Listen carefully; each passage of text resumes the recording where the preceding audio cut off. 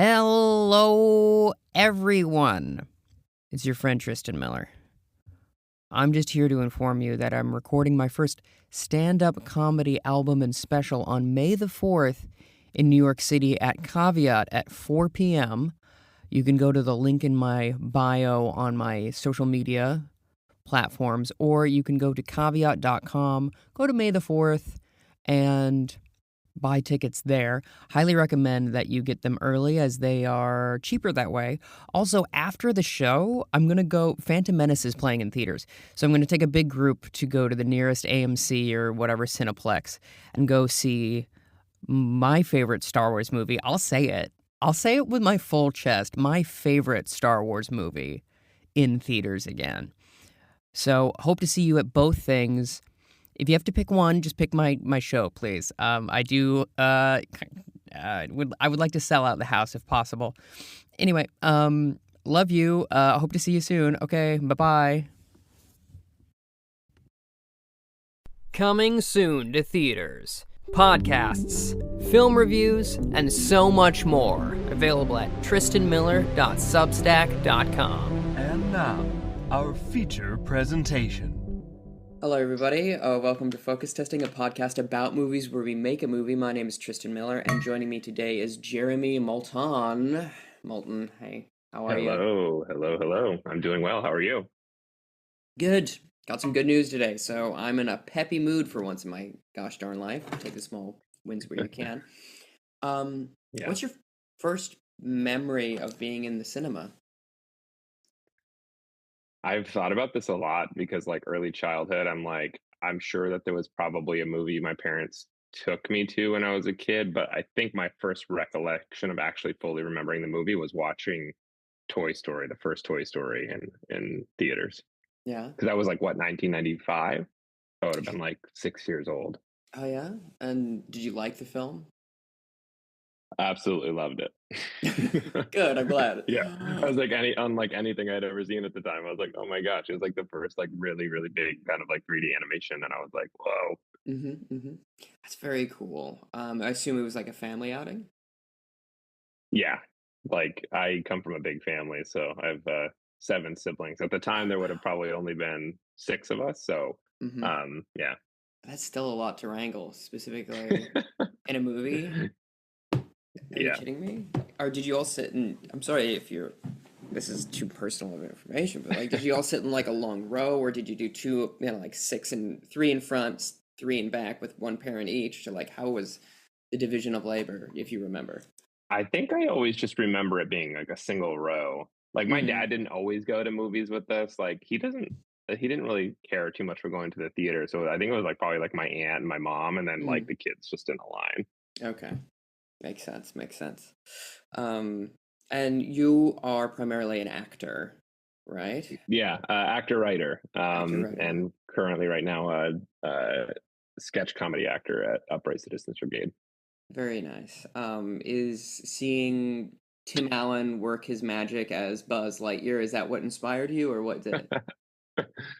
I think actually, I mean, for comedy, I actually grew up on a lot of old like comedies from like the 50s, even earlier 40s, like Bud Abbott and Lou Costello movies, and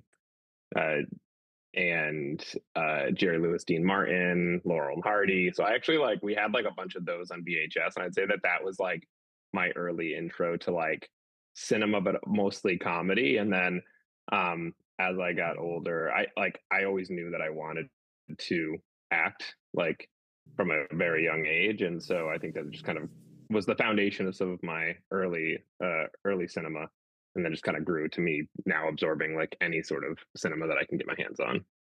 What's a movie you've seen recently that you've enjoyed? Oh, this is great timing. I just watched this movie, RRR. Have you heard of it?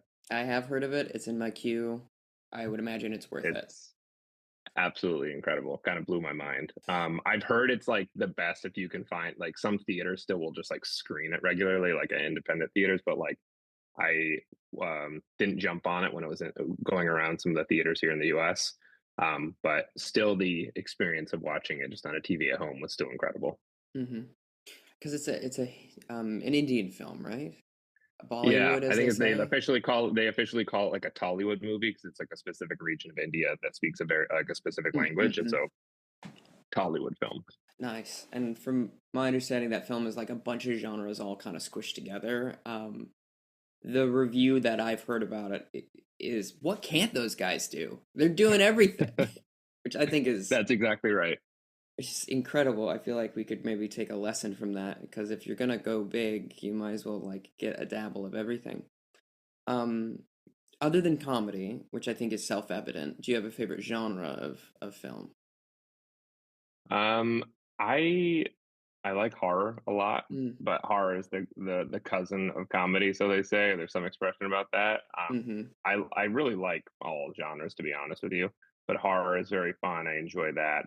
Um, I think that genre appreciation, like to me, is like tied to very specific time windows. Like for instance, like '90s action movies, I just will always love them and be Mm, obsessed with them. But like in these later decades, like there isn't really great action movies that have come out. It's kind of why I really liked RRR. So I'd say it's usually genre tied to a specific time period that I end up gravitating towards. mm-hmm. But yeah, appreciate them all. But I think horror is another one that's up there for me. What decade do you think has the best comedies?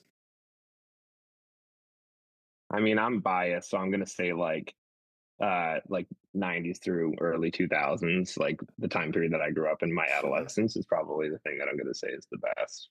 What would be like your top? What would be in the S tier of those Ooh. comedies? Yeah, trying to get a sense of your predilections here. It's gonna be honestly all over the place. I'd say if I Mm, went '80s, Midnight Run is like one of my like all-time favorite comedies. I think throughout the '90s, I was obsessed with like Chris Farley. So and okay. even some of Adam Sandler, but like loved Tommy Boy. I thought that movie was like so funny when I was growing up. Definitely like every other person growing up, like as a teenager in the 2000s, Judd Apatow movies I always thought were awesome. Um, I always was a big Jim Carrey fan as well, so he was Mm. big for me in the '90s. Like The Cable Guy, those types of movies. Yeah, Cable Guy rips. I think it's, despite how fluffy my hair is in my shirt, I think it's the funniest Jim Carrey film, I think, because it's both grounded and not. It's like a really nice mix. And I think he has a really good repartee with Matthew Broderick. Um, totally. what is your go-to cinema snack? Do you sneak things in? Are you a popcorn lad? What do you think? I gravitate, so I definitely am like if I go to the theater, I'm always gonna have like popcorn and like a soft drink. I don't drink soda as much, but like anytime I'm in the theater, I'm like I have to have like a Coke and popcorn. Special If I drink? go candy, I usually lean towards like some sort of chocolate based, like Mm. Mm-hmm. M&Ms is great, like Reese's pieces M&Ms, or peanut butter M&Ms, any sort of thing like that. I don't do the thing where people like apparently dump their candy in their I was popcorn. about to I'm ask kind if you of do. I didn't know that was a thing until later in life, and I was like, wait, what? That's strange. I usually keep them separate, but I guess I kind of get why people do it for the salty and sweet, but I keep them separate. Do you do that with Thanksgiving dinner as well? Or do you like the gravy like go all over the place and mix? Gravy, I'll do like just over like Uh, mashed potatoes and turkey, and maybe like if it's on my like roll or something like that, that's fine. But everything I usually end up having a giant plate, so everything's mm, touching, but like usually keep them I separate. see. My favorite thing to do, now that we're talking about it, is take a slab of meat and then like scoop up a bit of potato on top of it, like you would like with Mm, I don't know, like any other kind of dip. And it's like I'm just making shepherd's pie, is what I'm yeah, doing, which right. is the ultimate food. I feel. So, are you ready to move on to some trivia? Yeah, let's do it. Okay, first question. What is movie? What is movie? What is movie? Tell me, I've never heard of one. Tell me what a movie is. uh, a movie is a bunch of snapshots of pictures that move so fast that it gives the depiction that the image is moving, and then it tells some sort of story with some sort of meaning behind it. So it's a lie, is what you're saying. It's trickery. Pretty much. um, what about this one?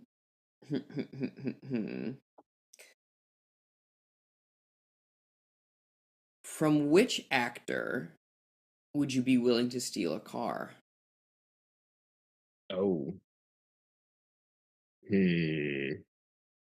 It had to be someone that would not miss it at all. Okay. And they would probably have to have something nice. I don't know why the first person popped in my head. This sounds like a terrible idea because I'd probably just instantly be hunted down by him. But I was like, The Rock. I would steal The Rock's Oh, you should take him down a peg. Yeah, absolutely.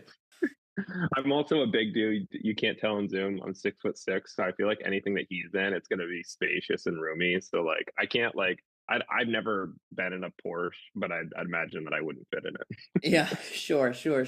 That makes sense. Actually, I've never thought of that. So yeah, you have to find someone whose dimensions match yours. As like a little guy, can't empathize, but I can understand. I think The Rock is an excellent choice because I don't think you're right. He would not miss it. He'd be like, Yeah. "Do you smell what The Rock is cooking? It's diesel because I got a new truck. Easy as, you know." Um. Da, da, da, da. So, how many slaps in the face would you take to be in an A24 film? Oh,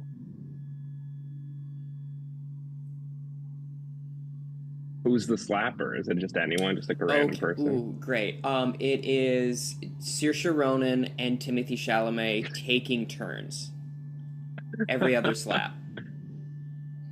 Okay. I think. I mean, I would go high. I would take like uh 200 slaps. 200 slaps. That's a, and how would you space them over time, or would you like one day I'm gonna get slapped 200 times and that's done? I'd probably just get it over with right away. Yeah. Also, this is probably not fair to. I feel like Timothy Chalamet's slaps are going to be much weaker than Saoirse Ronan's. No, I She's the think one I that I'm the agree. most terrified of. No, I absolutely agree. I feel like Timothy would have to like jump up to try and get to your face. So, um, what was it? The next one I had queued up. All right. Who or what was your first character crush? Was it Slinky the dog Hmm, when you saw Toy Story? that's a good question. I mean, I guess it's technically not specific to film. It's a very basic answer, but Kimberly, the pink Power Ranger, that was like the first time I remember being like having a crush on someone that was on any sort of TV or film. Very nice. I did not watch Power Rangers growing up, but I respect the culture, and I'm happy for you. Um, Thank you. what is my favorite movie Hmm. based off of vibes? You can go to my letterboxd and just see my top four, but that's cheating. Well, I assume that because you are the host of a movie-based podcast, that you probably are a big film buff. So you probably have some of like classics in there. But I could see you. I mean, you got the fun shirt on. Too. I like. There's probably some pizzazz in there. Hmm. Let's say. I think for something recent that you probably liked a lot, you probably liked Everything Everywhere All at Once a lot. Yeah, I enjoyed the film. What Follow? about like I don't know? Again, I'm going with instincts just because Yeah, it's the yeah, first thing that for some reason popped in my head yeah. because when I said The Rock for that other answer, for some reason, Pan's Labyrinth.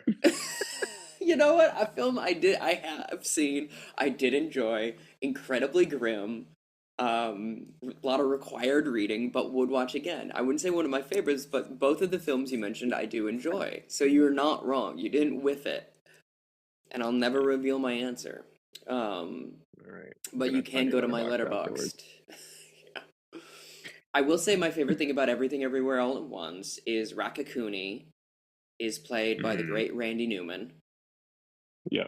And I love that with all of my heart, and my main draw for that film, if I'm being honest.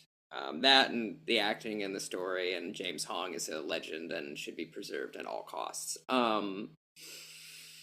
What book should never be turned into a movie? The Bible, the whole thing. I generally say not the Bible because it's such a good and funny and obvious answer. But I like you saying the whole thing. Like piece is fine, but the whole thing Yes, never. you can't. You should never make a movie of the entire Bible. The entire Bible, it's 24 hours long, no bathroom breaks. The Book of Psalms is a bit much. Yeah, exactly. um, Let me see here. What was the other one? All right. Who's more fuckable, Gollum or Schmeagol? Gollum. Okay. Speak on that, please. I think if you're going just based on fuckable, you probably want someone that's gonna be wild and crazy that you can't anticipate their moves and just gonna be a fun time. So I think that has to be Gollum. I think that's very good. Unfortunately, in my mind, I'm like, does Smeagol have a praise kink? And that's terrible to think. Absolutely cursed. I must say. We're rounding out the movie trivia here. Um, which two horror characters, Freddy versus Jason style, should face off? That's a great question. Yeah, it's fun. It's a bit of fun, isn't it? Hmm. Let's see. I would say I want to throw Michael Myers in there no matter what because he's like just my favorite of all time. So I would say, why don't we do a wild crossover and say Michael Myers versus Predator?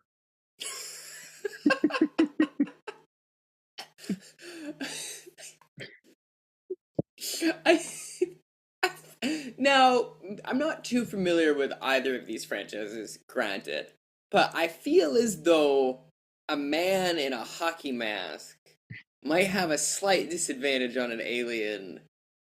But doesn't Well, Michael Myers also come back? Man with a William Shatner mask. Oh, true, true, true. Fair, fair, fair.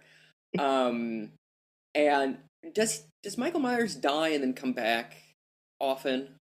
Am I making that up? I think everyone always thinks he's dead at one point, Hmm. and then he's always like ends up being alive. So I think he might have immortality on his side. Yes, exactly. He's also like, I mean, he's slow and like methodical in his approach, but he can be very sneaky and just disappear at a moment's notice. Like, so Much it'd be like the interesting. much like the Predator. I feel like it'd be like a lot of wide shots with rustling in the background. You'd be Yeah, like, the Predator would just be like stalking Michael Myers, but then Michael Myers is also secretly stalking predators. So it would just be a lot of like wide shots of them seeing each other from far distances. silly, silly. Speaking of Michael Myers, last question is always, why is Austin Powers so sexy? Mm, I think it's just the confidence and the charisma. Like he just kind of Mm, owns who he is. He's authentic and like that confidence that he has. Just yeah, it's sexy. you love to see it. Be your, pardon me, be yourself, as they say. They say the number one regret that people have when they're like in hospice is not being who they really are. So get ahead on that, I guess. Exactly. Are you ready for the game? Let's do it. Okay, opponent is the word Opponent. Yep, opponent. Opponent. I have a couple of notions in my head, but I defer to you as you are the guest in this scenario. So when I first hear opponent, it makes me jump into like definitely like that 90s style action type movie. But Okay. I want to zag a little bit from that initial instinct because I think opponent um something that's fun about that is actually if you went uh like romantic comedy. Okay. Mm-hmm. I think my initial notions fit really well with that. Um, so I think we can merge these two ideas quite nicely together. My initial thought when I heard opponent is I remember I saw George W. Bush speak when he was running his second campaign, and he kept going, my opponent, as Mm. opposed to just naming the guy. So I'm like, well, what if it's two presidential candidates that fall in love? Oh, I like that. Yeah. Yeah. The It's like, new, and on the exterior, like, because it's so polarizing, they're always just talking about how awful the other person is. It's like, and then they actually really, really love each other deep down. hmm And it's a metaphor for how the two-party system in America really offers you much the same thing. Yeah, exactly. So I like that as a start. So where do we begin? Is the campaign already running? Whoa, no, okay. What about this? I'm so sorry to cut myself off. Um, One of them is it's kind of like a reverse parent trap. So they're like divorced, and one of them runs against the other person out of spite, and then they work through their issues by running Yes, for I like it. president.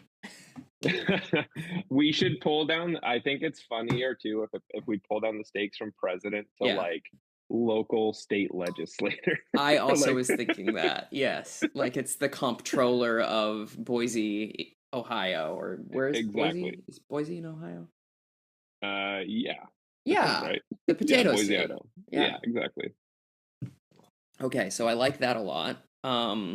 So I feel like it should open up with them not it should open up with the divorce hearing, Mm, like them signing the papers, and then we follow one of them for like 10 minutes, then we follow the other one for 10 minutes, and then you realize one of them's like on the campaign trail. I like that. I think you could do also like even that opening could be a little bit of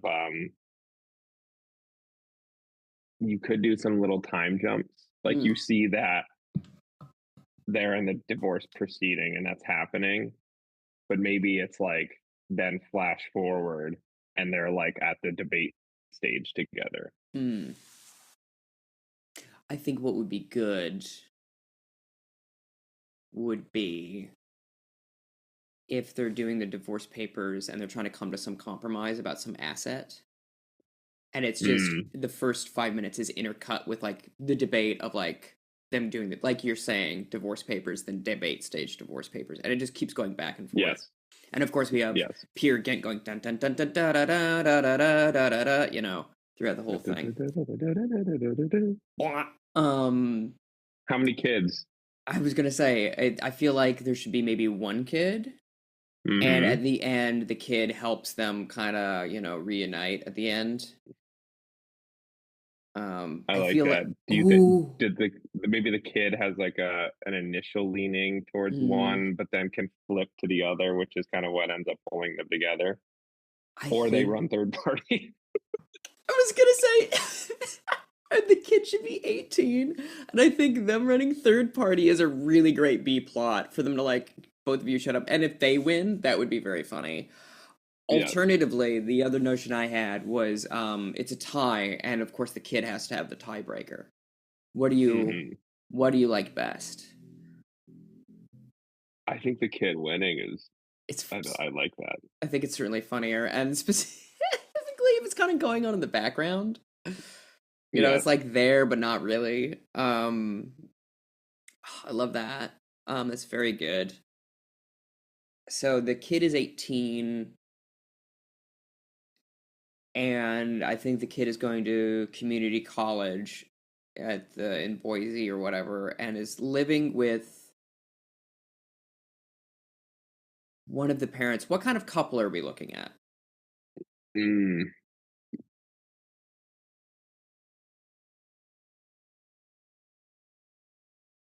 I just kind of picture like them being like, if the kid is 18, you could even make the kid a little bit older. They're kind of, I guess they would be like Gen X, like Mm, getting up there, a little bit gray in the hair, so not quite boomer.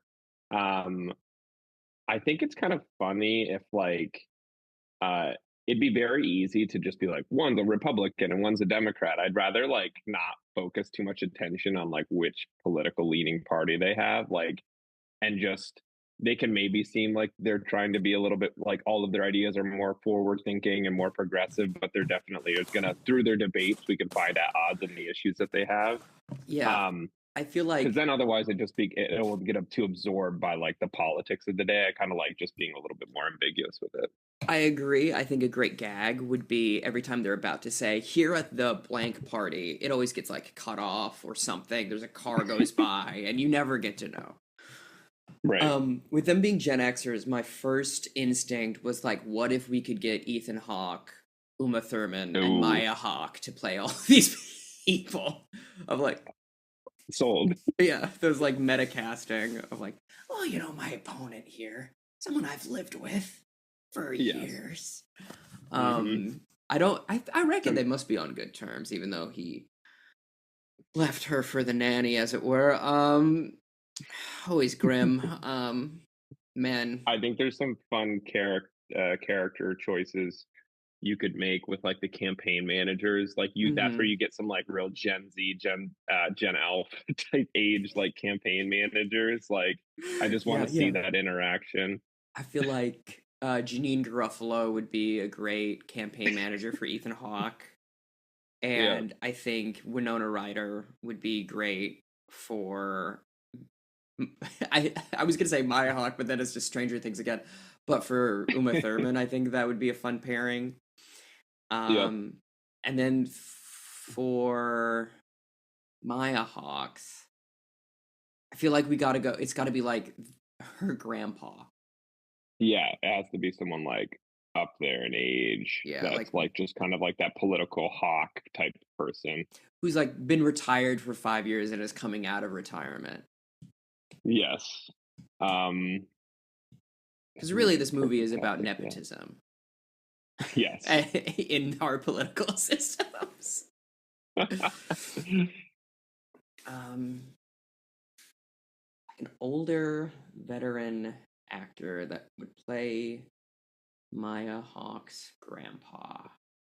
What's the I forgot her name, the actress who plays remember the movie Miss Congeniality, and she's Yeah. like the bad the evil person at the end, the blonde woman, and she's the one that like is trying to take over the pageant.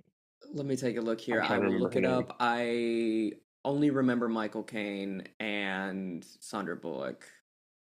Wow, it is the if you put in the word Candice Miss Bergen. Candice Bergen. Let me take a look here. Yes. Absolutely. Yes. And would fit in the genre so well. So I like that. So it starts off with their divorce hearings. They're splitting up assets, cuts to the debate. So they're in the middle of the campaign is where we're meeting them. Um, Oh, what if yeah. what if Candice Bergen was also like because I'm picturing if like she's this older like steps in to be the campaign manager, like a lot of times people in that field kind of have like either poli sci or some of them like legal Mm. backgrounds. What if she was like one of the couple's like divorce attorneys. And then when the divorce got finalized, she became the campaign manager for the child. I like that as a concept because then you could really like it really is like a weird version of the Parent Trap that I were kind of formulated because I like this idea that like it's getting really heated with the divorce, right? It's getting ugly. It Yeah. didn't start off, but lawyers, of course, they get involved and then it gets nasty. Yeah. Ask anyone who's been divorced. And I think the other divorce attorney should be Craig Ferguson, in my opinion. I think that'd Oh, be yes. very silly, very good. But like Maya Hawke is like waiting outside hearing them yell and then they both like storm out and then what's her name, Candace, comes out and then they like lock eyes and they're like, we're gonna get these two people back together. I know exactly what Yeah. to do. And she's like in Yeah. on it. Totally. And so I think that like the whole time they're building towards the couple getting together that they kind of forget about the campaign and then Maya Hawke wins, like really breaks up the like I would just say just that like that's just the ending. It's not even like a third act twist. There's nothing more after that. It's like the button to end on, right? Yes. Yeah. So how do these people start getting along again, do you reckon? I think the turning point or the start of where things began, I think it has to become the reveal of their kid running third party should create like almost the ultimate blowout from their confrontation together. Like they already went through a messy divorce, but then like they're gonna like blame the other spouse for the reason that their kid ran third party. So that should start kind of like the blow up that eventually starts sizzling down into them like reconciling. And so I think maybe like if the person that like if the kid runs third party, I think that like what has to start pulling them together is like they both disagree with one of the kids, their kids' own stance. It's like a thing that initially pulls them together. I think that's good and is in line with what I was thinking as well, where they're like, we gotta convince her to drop out. This is insane. And so they have to like because she's got like nuts ideas about like how because comptroller is basically like city management, right? It's like budgetary stuff. So like they look at the budget and they're like, there's no way this is good. Taxes are gonna go way too high. This is gonna suck. You can't, all of the big businesses are gonna leave because I imagine like Maya Hawke is like this sort of dirtbag left ass person. Yeah. And so they go, we gotta get her to drop out, and that's what like they meet at a dinner for dinner and they discuss it and it starts going well and they start remembering how much they like each other. Yes. Yeah, and I think that's absolutely golden for them to be like having a really big fight about it and then come back together. Yes. Yeah. Yeah, and then they do. Are there more beats or gags that we want in this thing? Because it feels pretty good. Yeah. As a framework. Yeah, those main story, like those main beats, I think are there. It'd be interesting to, maybe there's a couple other characters that are kind of like a part of the long storied kind of like local government. So there could be other folks in there that we pepper in. But at least the main cast, I feel like we got it there. Oh, I feel like part of the reason Maya is getting traction is like she knows how to operate a computer competently. Because I think there's a lot of fun things we could do with this Gen Z doesn't know how to use like I don't know, TikTok or whatever and that kind of stuff. Right. The mayor would be one good caster. That's who I think we should cast. Who's the mayor of the mayor? That's probably like one good like higher powered authority figure within this world. that we Mm-hmm. could cast. Mm-hmm. I have a lot of notions, but they are all painfully white is my thing. We're like a really milk toast cast at this point. Not that there's like anything wrong with that, but it's nice to chuck in like literally anyone. You know what would be great? I think now that I'm thinking about it, Lily Gladstone, if we could get her, that would be crazy. Yes, I like that. I think that'd be good. My initial thought was either Kyle MacLachlan or ooh, what is his name? Baby J, John Mulaney. Yeah, But I feel like Lily Gladstone would do a really good job, and she's quite funny as well in a very kind of understated way. I think Lily could do like this like really great kind of like deadpan comedy. Like she's super confident as the mayor, just like clearly above it all, smarter than all of these people, but just Yeah. like delivers like these killer like one-liners. Like I think that would be so great. Absolutely. I think that'd be so good. There's something I think a great moment would be if they're all three on the debate stage, right? And um Ethan is like, well, one thing both she and I agree on is this. And then Maya pulls out her phone and she goes, I literally Googled it. That's not right. Like stuff like that. Where, Right. where it's just like, no, no. um, just absolutely stunting on these hoes. I think having a mayor is good. I think Maya should have like a friend who's like, why are you doing this? Sort Mm, of thing. yeah. I think it would also be fun to slide Lindsay Lohan in there as some like as a reference to the Parent Trap. Right. Um, but I don't think we give Lindsay Lohan enough credit for doing that good of a British accent at that age. Like it's not It's true. great, but it's good. Yeah, Um, I agree. I think Maya's friend. Who do you reckon? Hmm.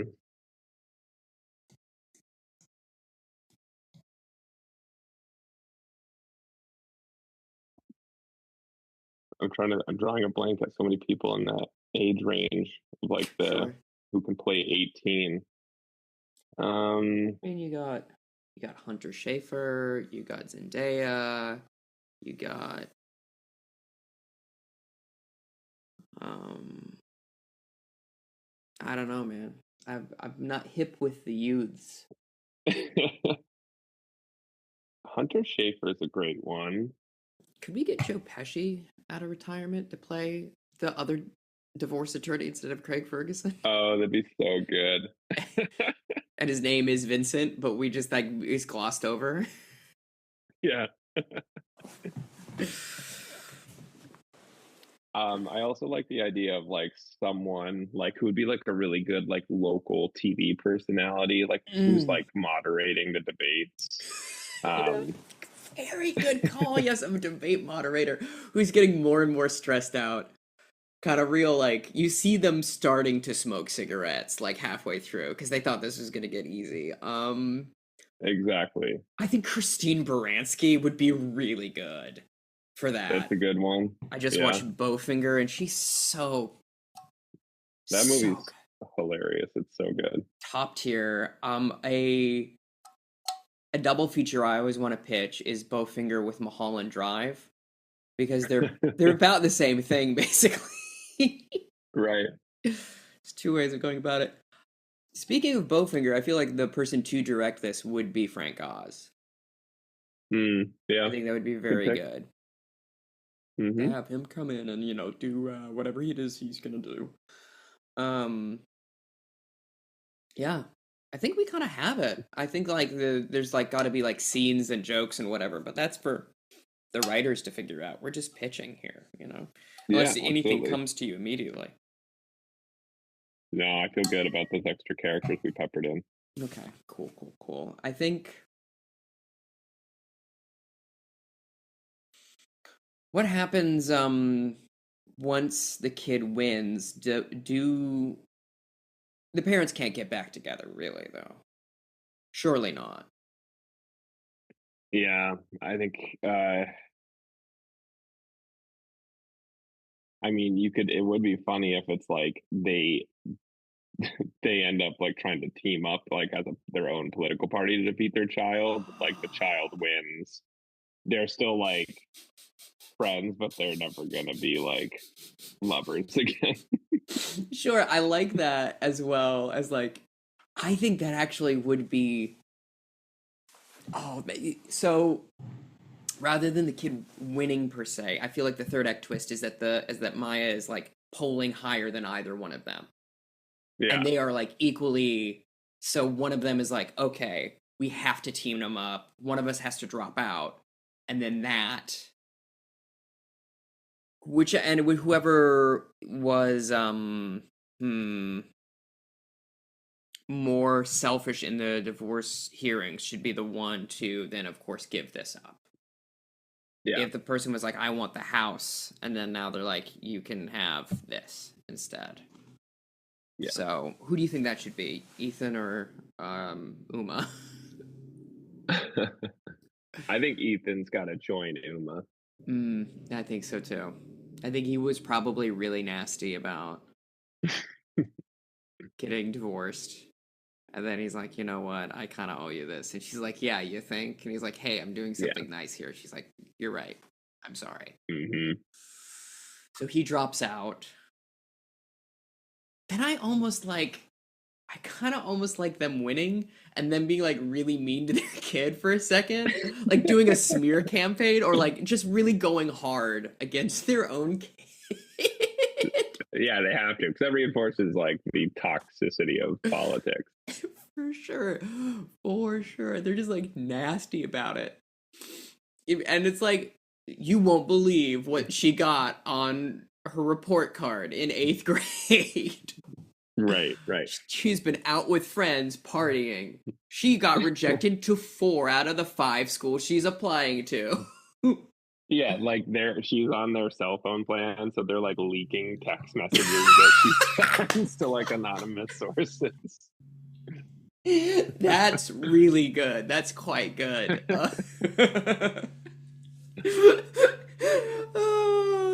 And then she's like, I can't believe you did that. And they're like, well, either pay for your own phone or this is going to keep happening.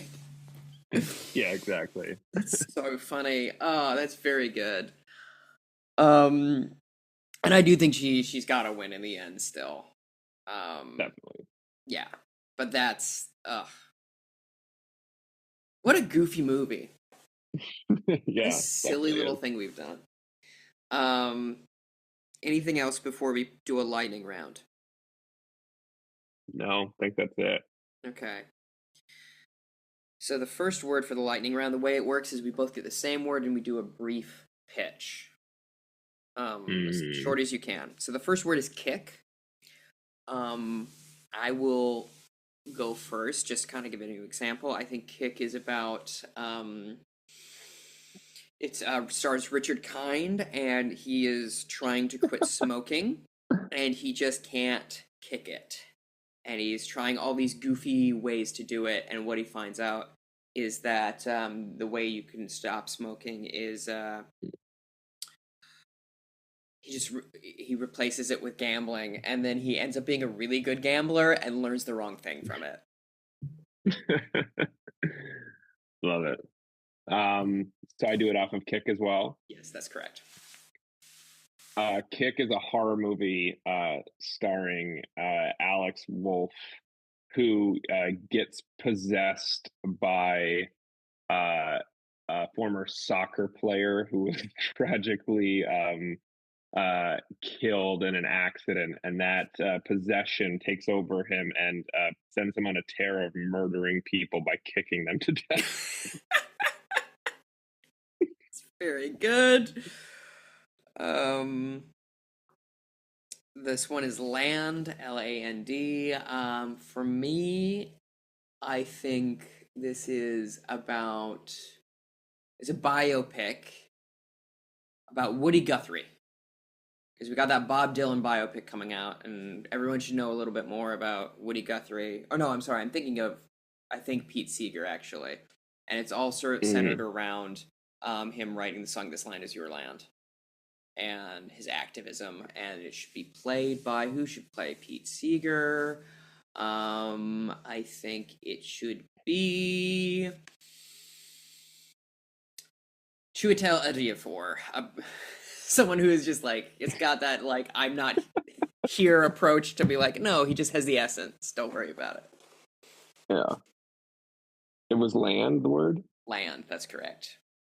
I'm just jumping to kind of like a post, like a dystopian world where we're not sure about what the events of what happened, but we know that like society seems to like humanity is like dying out or died, and it just stars Bella Ramsey like alone in the wilderness, like trying to survive and like setting up camp, like creating agriculture and trying to like live off of the land.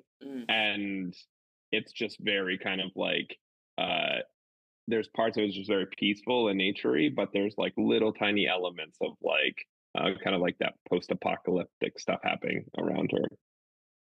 I think that's great. It reloaded on itself, so it gave me XEX. I think X for me is a horror picture about cloning, and they're messing with chromosomes, and they create a hybrid person, which and it turns out that gender's not real, and that's the main thing is that comes out of it. And the horror aspect is that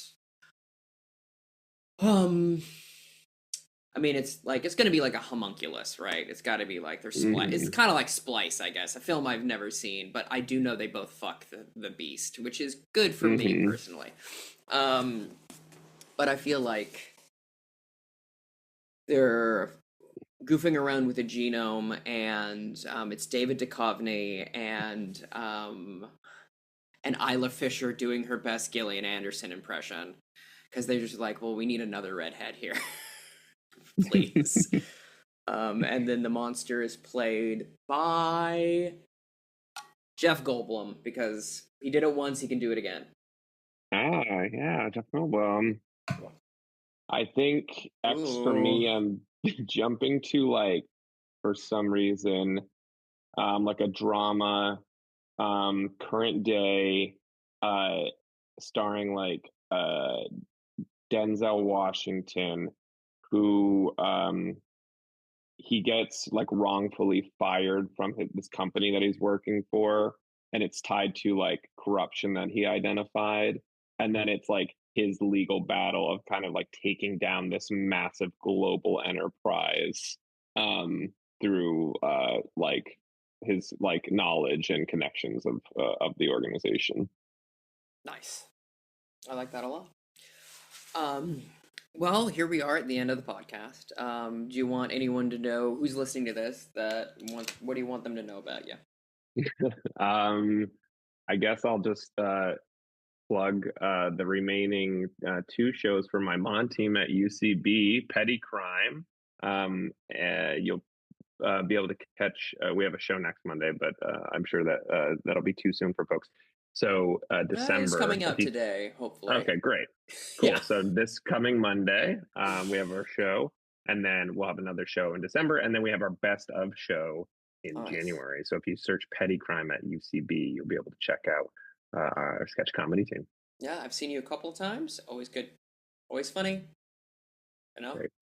And I want to remind the folks at home that if you'd like to support this podcast, you can go to tristanmiller.substack.com. You get early access to this, and the video of it, and then also you get access to a bonus podcast where I talk to people about the comfort films called Movies to Fall Asleep To, and then I also write film reviews there. I love movies. I love comedy. You will not believe what I've done here. Well, Jeremy, thank you very much for doing this episode, and I'm sure I will see you soon, maybe on Monday if I can swing it. Thank you so much. It was a pleasure. Mm-hmm.